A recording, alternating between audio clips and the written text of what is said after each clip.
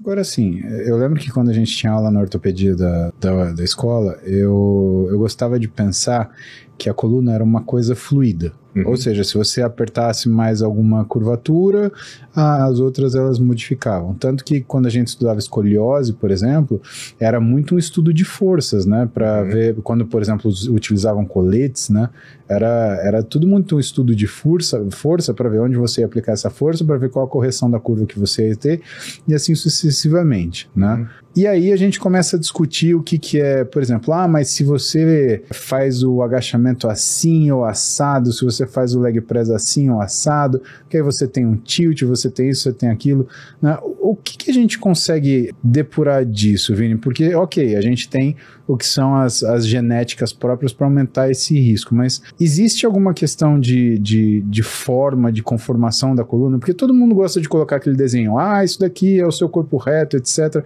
Mas como é que é a coluna lá dentro? Olha só, Paulinho, a gente médico, né, mais do que ninguém que lida com o paciente de uma maneira muito individualizada, a gente sabe que a gente tem que tratar cada pessoa de uma maneira muito individual. Então, duas pessoas que chegam no teu consultório contando às vezes a mesma história, às vezes ela não vai sair dali com a mesma orientação. Com certeza. Né? Porque elas têm particularidades, elas têm diferenças, elas têm uma série de questões, até de experiências de vida que vão determinar para onde vai direcionar o seu tratamento, né? Luquinhas, coloca pra gente, por favor, aquela imagem das colunas ali.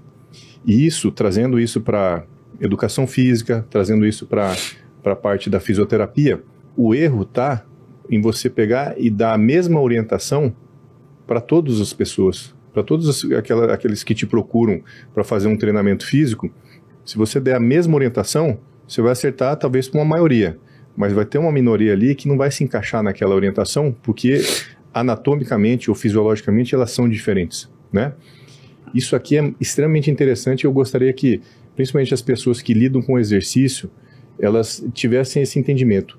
Isso são 4 colunas totalmente diferentes e são 4 colunas normais. Tem um médico, Rossoli, um francês, que ele pegou e fez essa categorização de colunas normais. Então, nenhuma dessas colunas aqui tem problema, muito pelo contrário. As 4 são colunas normais. Só que você pega, por exemplo, a coluna do tipo 2 e compara com a coluna do tipo 4. Elas são muito diferentes. A coluna do tipo 2, você praticamente não tem muita curvatura lombar, lordose, e você praticamente não tem muita curvatura torácica, a cifose. Já na coluna do tipo 4, você tem uma mega de uma curvatura lombar, uma lordose bem acentuada, e você tem uma cifose torácica também bastante acentuada. Mas elas são compensadas. É uma curva grande lombar que se compensa por uma curva grande na torácica. E no tipo 2, mesma coisa. Você tem uma curva pequena na lombar que se compensa com uma curva pequena na torácica. Paulinho, você acha que tem como essas duas pessoas fazerem um agachamento de uma maneira igual? Não, de jeito nenhum. Não nem tem agachamento, nem remada, nem... Para você posicionar é completamente diferente. Exato.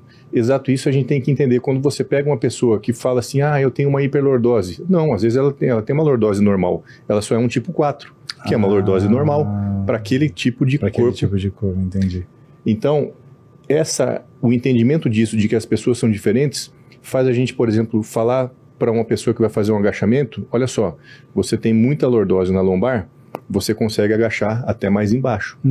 Olha só, você tem pouca lordose na lombar, talvez você, depois dos 90 graus, já vai começar a fazer uma retroversão e tenha que parar. Pegar esse tipo 2 agachando, por exemplo, dificilmente você vai conseguir fazer uma amplitude muito grande. Exatamente. Eu sou um tipo 2. Então, eu tenho uma dificuldade muito grande de descer. Nem quando era mais novo, assim, eu tinha esse ânimo de descer, porque eu fazia uma retroversão muito alta, sabe? Eu passava de 90 graus e já começava a retroverter. E já tinha essa noção de que essa retroversão, quando você está com muita carga, principalmente, aí isso gera uma sobrecarga no disco. E gera um estresse de cisalhamento nas articulações. E por isso eu tinha essa noção de que não vou agachar até um pouquinho depois de 90 graus e tá bom demais. E isso tem que ser levado de uma maneira individual.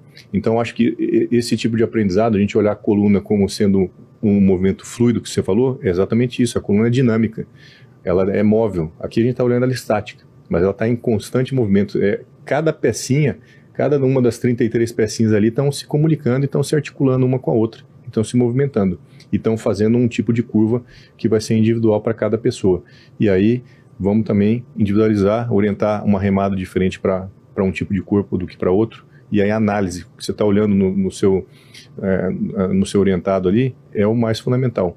Perceber, tem que ter alguém olhando para você. Isso eu falo também para as pessoas, ó, fala com o seu personal para ele olhar, às vezes até te filmar e ver se a execução do movimento está correta, etc, para fazer esse ajuste e não gerar uma sobrecarga e atribuir à musculação o problema da tua dor nas costas. Não é isso. Até filmar para mostrar para o próprio aluno, porque o aluno ele vê várias pessoas agachando e ele na cabeça dele ele acha que ele está fazendo daquele jeito. Sim. E na verdade se ele não consegue se enxergar, até porque ele se olha de frente, né? Exato. E você não está vendo a relação quadril, fêmur e coluna. Você está vendo você, né? Exato. Abaixar e subir. Sim. Né? E o que eu achei muito interessante você trazer essa figura, porque quando a gente fala de coluna é sempre uma figura de costas. É.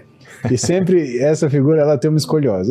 Destro convexa, destro côncava. Cara, e é um desvio desse. Então é a curva lombar rígida com a torácica. Cifose torácica. Uma cifose torácica, ou então é a curva torácica rígida e a lombar móvel. Sim. E aí as classificações que a gente tem para lidar com isso, que Sim. também às vezes eu acho que né, elas.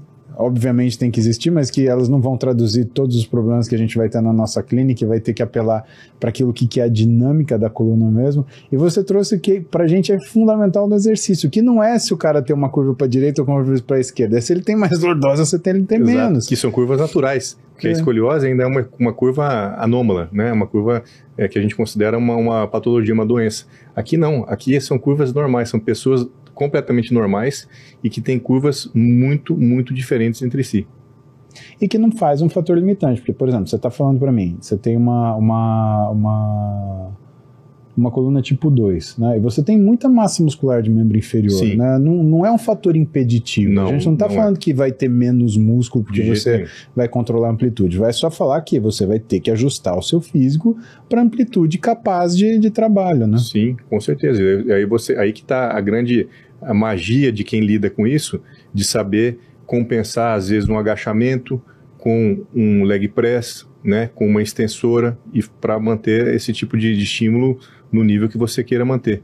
Então, toda profissão tem a sua magia. A magia, acho que de quem lida com treinamento físico, é entender essa nuance para esse aluno eu tenho que pegar um pouquinho mais, ele aguenta muito mais a fazer um agachamento. Então, vamos explorar melhor ele. Esse aluno ele não consegue fazer um agachamento muito bom, eu não vou forçar ele muito no agachamento e vou deixar ele com outro exercício. Essas nuances elas têm que ser observadas.